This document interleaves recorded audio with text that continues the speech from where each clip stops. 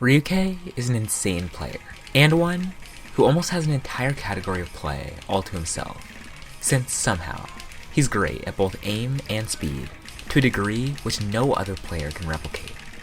Not only is he incredible at nearly every category of play the game has to offer, but he's done it all out of the ashes of a ruined career.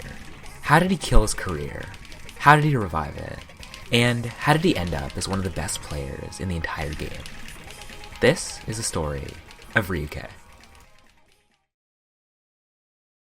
Let's begin all the way back in early 2016, when RyuK was setting 200 PP plays on mostly aim-focused maps with nothing too out of the ordinary. Until, sometime later that year, when he seemed to get his first restriction. I say first because he would proceed to get 5 more, 2 on the main servers and then 3 on other private servers. At first I thought these were false restrictions, either for not cheating at all, or because of some suspicion going around him, but it looks like they were actually correct, because although he denied at the time, he would later end up admitting that he was cheating. During this though, he seems like almost a completely different person, because although now he's generally considered a pretty laid-back guy, at the time he was pretty edgy and his ego was absolutely massive, despite the fact that he was hacking. This was also the reason that he got restricted so many times, since he would go into other private servers and hack, hoping for the same brief attention that he'd gotten the first time. Luckily though, this wouldn't last, and after about 4 months of being banned pretty much everywhere, he had a change of heart, and he would begin playing exclusively legitimately. And through this, he improved immensely, becoming hailed as one of the fastest improving players to ever touch the game, but a few that were still trusting in him. But for a long while after this change of heart, he had still yet to be unbanned, and so very few people knew of him or his improvement, which created an almost perfect storm of a player doing his best to change and working hard to improve and succeeding immensely. So now, after being suspected of hacking, he was going to come back and he was going to be very good, and then he was going to improve very quickly after. And so his unrestriction in March 2017, although seeming like a blessing at first, would end up being undisputably a curse, since he would immediately come back and set some scores that were not only much better than what he could do before, but they were good enough to even make him top 100 material, which certainly wouldn't go unnoticed, and neither would his past, since it would come to haunt him incessantly, with accusations being thrown around left and right. You'd hope that his change in attitude would shield him from anything too bad happening, but it didn't. And during this witch hunting, he would end up lashing out at some of his accusers in pretty extreme ways, which made him start to come off as the bad guy again. And he seemed to continue to flail throughout 2017, making enemies of pretty much the entire Canadian community, like Azer, who for a short while thought he was cheating. This all seemed to take a pretty big toll on him, but he continued to play a lot. He also continued to improve, and he took countermeasures, like streaming and playing at others' houses. But the problem was the severity of the accusations, because even after this, people said that he wasn't cheating on stream or on LAN, but that he still was when he wasn't streaming, because he was much more consistent off-stream than on-stream, which did warrant at least a bit of suspicion. But from what he's talked about after, it seems that the reaction on places like the Canadian Discord was way over the top. And him snapping and lashing out definitely didn't help his case. The thing was that he still wasn't anywhere near the bad apple that had hacked for attention before, and he even ended up making a very well-mannered live play that was received well. It shows someone much closer to who we usually think of RyuK as today. And luckily, after all of this, he had a point of reflection in his apology letter in July of 2017, which, along with the live play, would end up clearing up much of the drama and the accusations surrounding him. Which means we can finally get more into who RyuK was as a player at this time, because it's actually rather surprising if you've only seen his recent scores, since he was a hidden hard rock player who generally played longer maps that were more aim-focused, but they would often contain difficult flow and jump aim, which few other players could replicate. He demonstrated this mastery of the 2 main forms of aim when he 2-missed the top diff of Night of Nights with hidden hard rock, and then choked remote control for 704 PP, which beat his previous top play by almost 100 PP. This was crazy in its own right, but it also showed the insane improvement that so many people were suspicious of, since when he was unbanned only 6 months earlier, he was getting 500 PP plays on good days.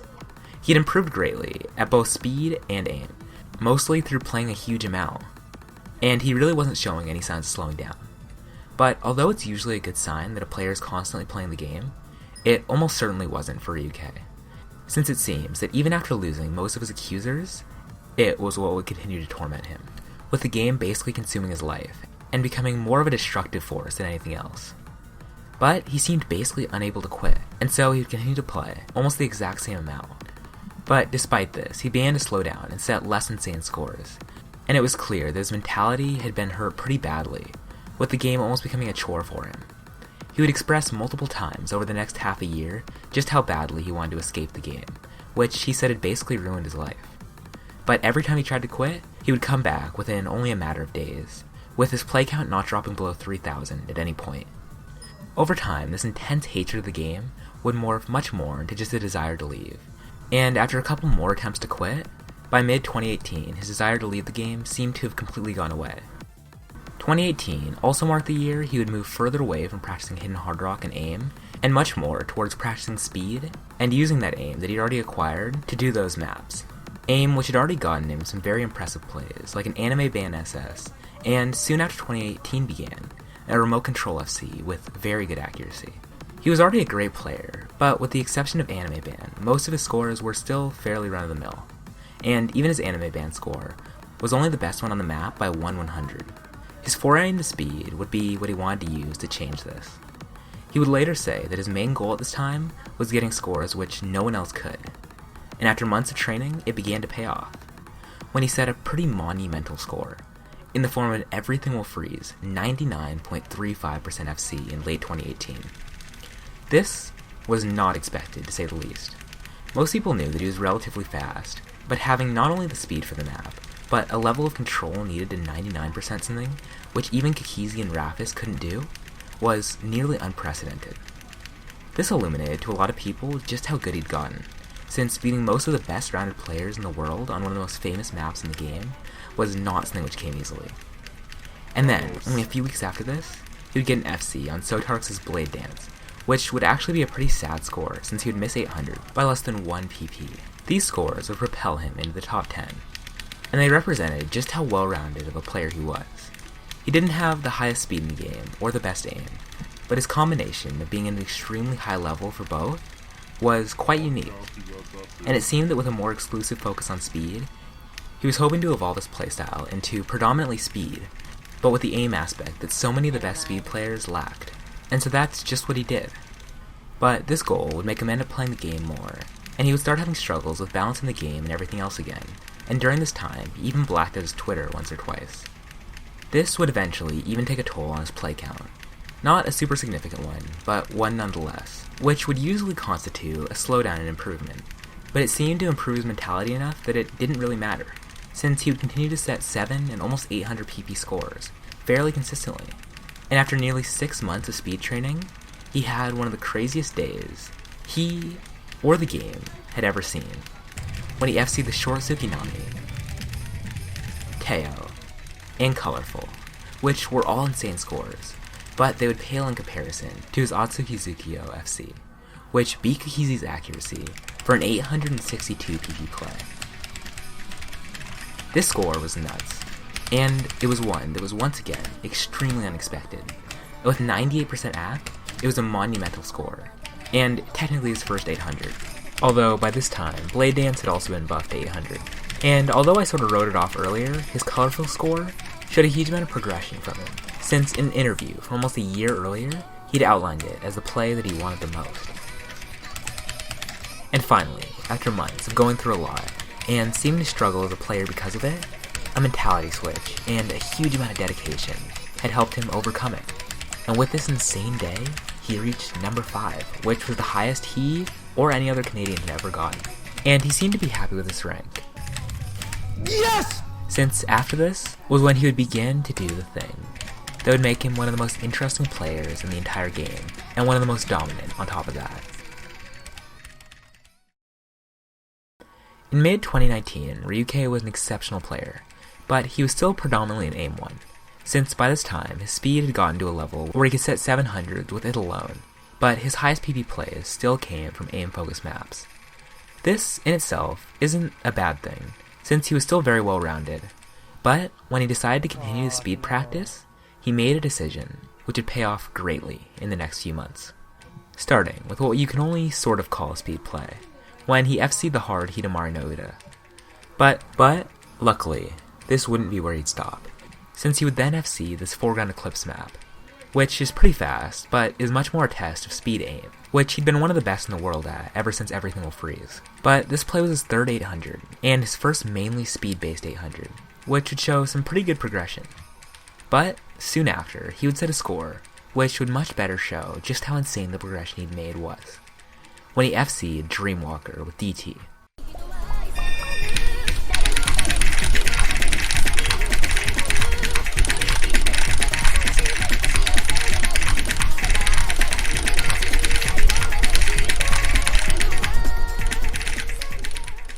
This was a score.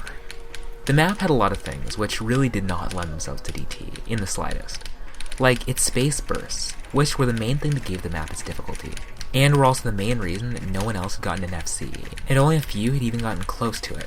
With this play, RyuK was flexing his exceptional speed and his insane control over it, and when only a few weeks later he got a Story of the Legendary Sword FC, which is 285 BPM, and was so fast that even Arson struggled to get about 96% on the map, showed that he was reaching the upper echelon of speed.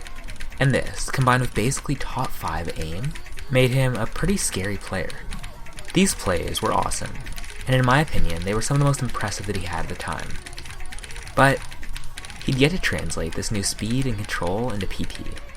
But it would soon become clear that these plays were more just a lead-up to a pretty stupid top play that you'd get only a few weeks later, when he one-missed Get This Right.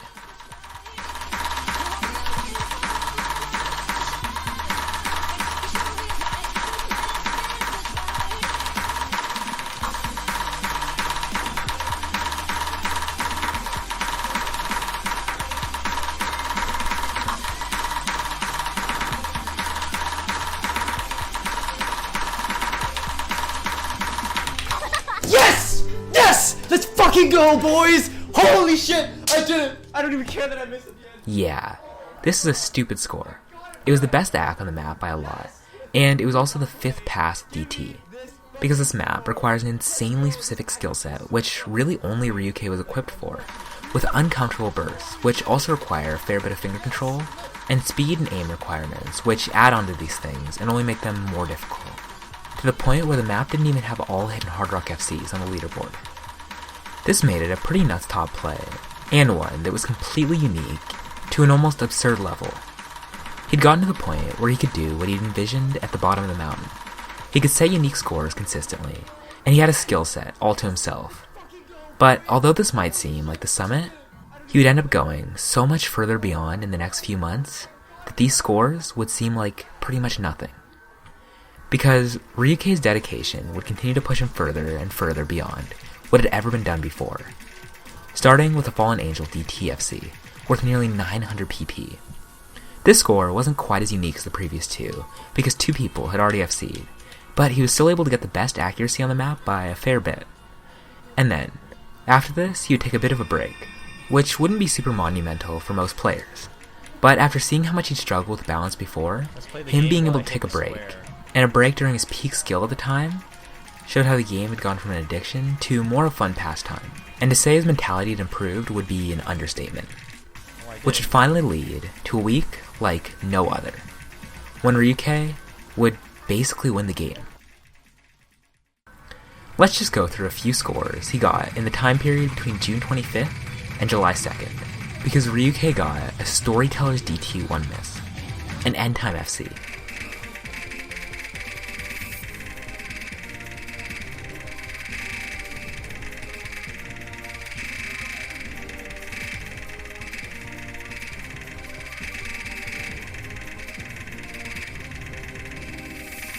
Hank's Back FC,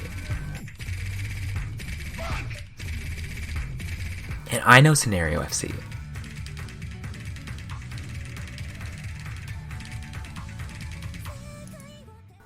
a BS Power FC. Like, look at this.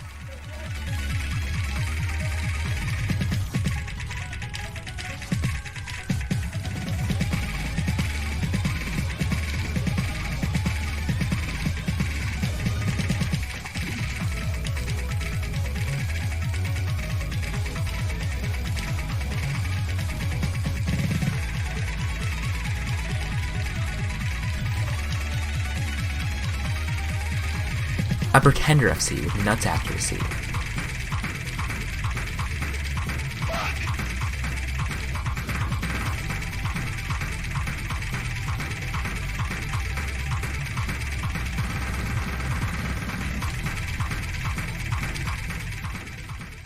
and then, to top it all off, one of the greatest scores of all time, in the form of a Goodbye FC.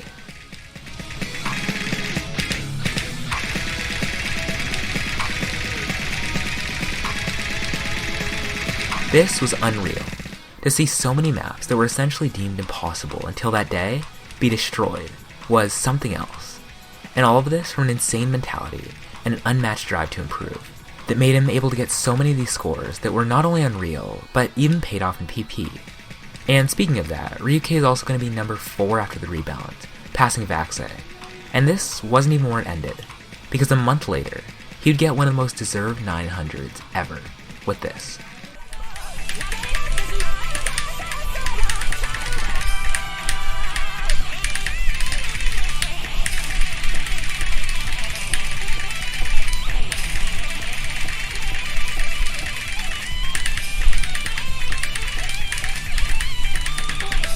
The PP counter peaked at 1050, and he hit the entire diff spike of the map, meaning that he choked 1100 PP, which just goes to show the insane potential of a player who's mastered both aim and speed.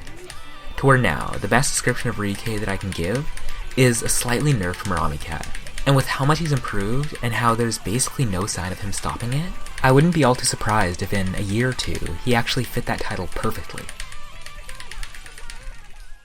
Okay, this is me a few days after I wrote this script, because RyuK set 1000 PP today. And got all the way to the number 3 spot, proving even further that he's one of the greatest players the game has ever seen. RyuK is a player who hasn't gotten where he is for free. The amount of torment and tribulation he had to go through just to get to where he is now was crushing. And yet, through it all, somehow he managed to come out the other side as someone who really embodies what an incredible player is. Not a jack of all traits, but a master of them. And through this, he also has what is probably the highest skill ceiling out of any player in the entire game. And seeing someone with such a fascinating playstyle rise above them all to become one of the most exciting people playing the game right now has and will continue to be a spectacle to watch. And I think that's really cool.